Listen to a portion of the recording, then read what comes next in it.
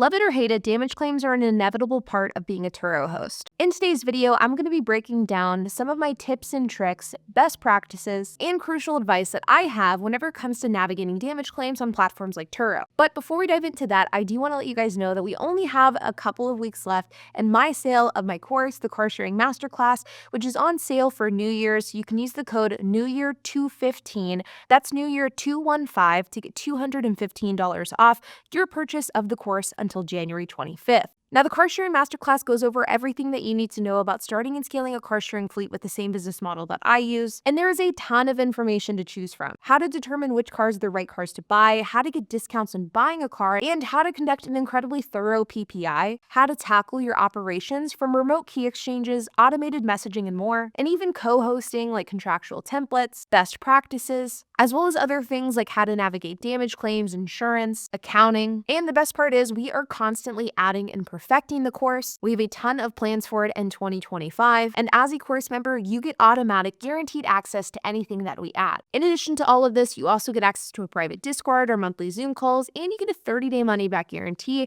That way you can give it a try at no risk to you. Again, the code is NEWYEAR215, and you can check it out by clicking the link down in the description below. Now, my Turo cars get damaged a lot. And over the years, I have dealt with everything from having my cars being run into walls and totaled to dealing with minor door dings. And I have truly perfected the art of limiting losses, maximizing profits, and expediting repairs when your car is damaged. And it's time to talk about it. So the first and single most important thing that you need to keep in mind whenever it comes to damage claims is that you either win or lose from a damage claim long before the damage claim even takes place. I structure my Turo fleet by buying below market value cars at a discount in a way in which I have never lost money from a total loss, and when damage occurs on my cars, it does not cause the car to depreciate to the point where it affects me negatively. Buying below market value cars that are past the point of their peak depreciation, it is the best way to ensure that you will not lose any money if the car is damaged or totaled. Now, I have a bit of a process that I use in order to gauge how much I should pay for a car in order to ensure that I won't lose money if that car is totaled.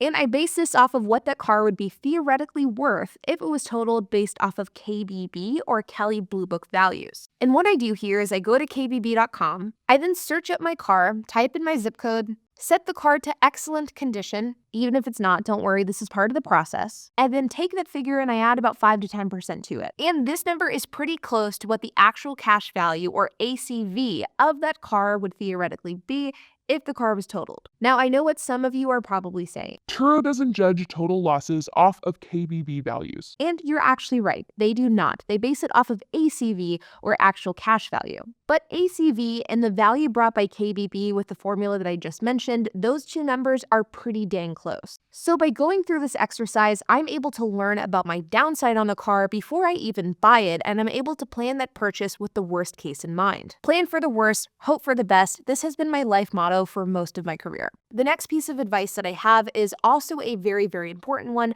and that is that you cannot sweat damage claims. Just don't do it. If I got upset every time one of my cars was damaged, I'd be suicidal. Seriously. This sort of goes hand in hand with what I mentioned earlier. If you're underwater on a car and losing that car to a total loss would result in losing thousands of dollars, I can see why you would sweat a damage claim. But by buying cars with the worst case scenario in mind and purchasing that car to the point where you're protected, you're able to give yourself peace of mind, and you don't have to worry about damage claims and total losses as much as you otherwise would. Now, don't get me wrong, I am never happy whenever damage occurs to my vehicle. A damage claim means more work, back and forth with Turo, time taken from other tasks so my team can repair the car. It's a pain. And while I am never happy about a damage claim occurring, I'm also never upset. I approach damage claims and total losses very, very neutral. It's just a part of the everyday process. Next is having a repair strategy in place for your vehicles. And one avenue that I highly recommend is to explore junkyards. Junkyards get a bad rap because, well, they're junk. But for real, junkyards offer a wide variety of parts for a steal of a deal. And while not every junkyard will have what you need, and depending on the car and part, a junkyard may not have it, utilizing junkyards will in general save you a fortune. I've gotten doors, bumpers, seats, dozens of parts over the years years from junkyards, and it's a hugely beneficial way to turn lemons into lemonade, and it actually gives you a chance to profit off of a damage claim. The thing about junkyards is that not all parts are going to be able to be found there. For example, bumpers, like front bumpers and back bumpers,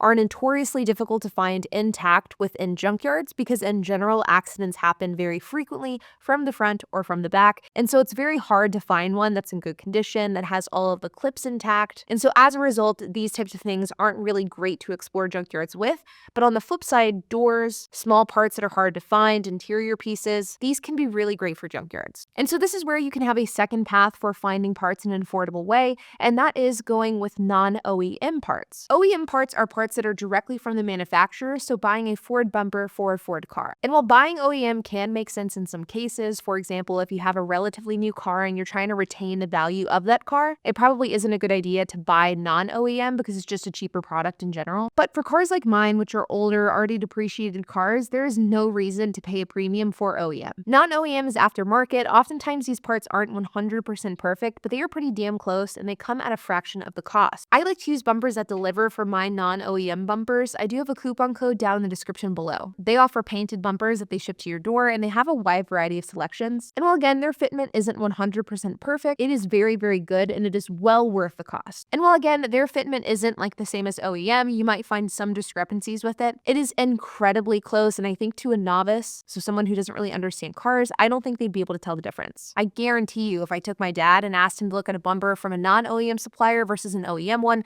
he would never be able to tell. My husband, who's a car enthusiast on the other hand, he definitely could. The only segment of parts that I would be cautious about when buying non-OEM ones is mechanical related parts. This doesn't mean that you have to buy OEM, but it does mean that you should do your research. My team has over the years spent tens of thousands of dollars on non-OEM parts, and while most of them are very, very good, we have had problems with some. For example, aftermarket alternators or motor mounts are things that we have had issues with in the past, but depending on the part, the quality of the part, reviews, and the price, it can absolutely be worth it to go non-OEM for mechanical parts as well, and it can save you a fortune. Looking for non-OEM parts through suppliers like O'Reilly's or AutoZone can oftentimes be a good path to go down because on some parts, they offer warranties, which is great. And on a similar topic to OEM versus non-OEM, whenever it comes to repairing a Turo car, there is no reason to have that repair done at a dealership. None. Unless making or saving money isn't a concern for you and you're going for value retention alone. But even in that case, I think the argument for a dealer repair is shaky at best. There are so many great qualified third-party shops that can do work at a fraction of the cost. You can build a relationship with them. They can eventually give you discounts. I'm a firm believer that whenever it comes to fixing your cars, whether it be for repairs, maintenance, whatever, that going to third-party shops, creating a relationship with them is going to be your best path moving forward, and it is absolutely going to be the most cost-effective. And depending on what shop you choose, this can result in no decline in quality at all. Like always, you guys, I hope that you enjoyed this video. If you have any questions, comments, if you have anything to add, I would love to hear it, so make sure to leave a comment down below. And while you guys are at it, make sure to hit the like button, hit that subscribe button, and hit the notification bell, and I will see you guys in the next video.